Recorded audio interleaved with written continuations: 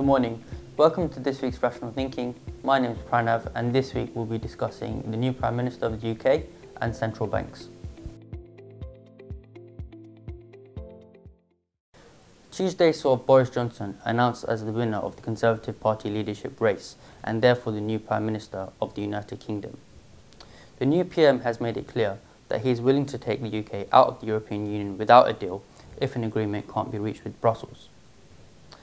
His appointment has seen a complete reshuffle of the cabinet, with key posts such as Chancellor of Exchequer and Justice Secretary given to far-right ministers who backed him throughout his campaign. Away from the political noise though, not much has changed in terms of the likelihood of a no deal. The only thing that has changed is that in terms of time, it is closer.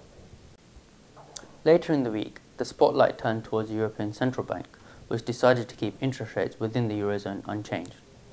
Prior to the announcement, some traders were expecting a 10 or 20 basis point cut in at least one of its headline rates, with an ultra-dovish press conference to follow that.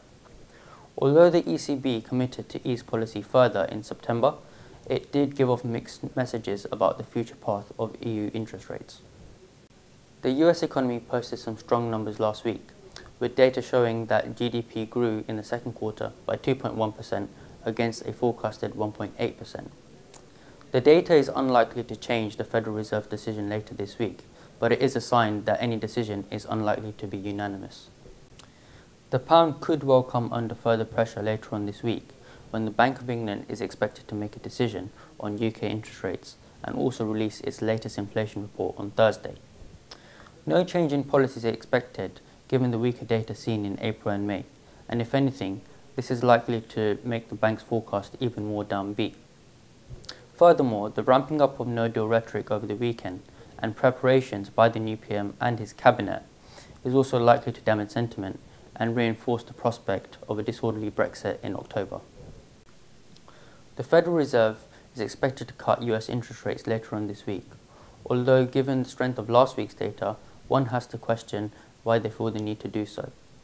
The resilience can also be shown within the strength of the US dollar, which is in touching distance of 2-year highs. Thank you for listening to this week's Rational Thinking.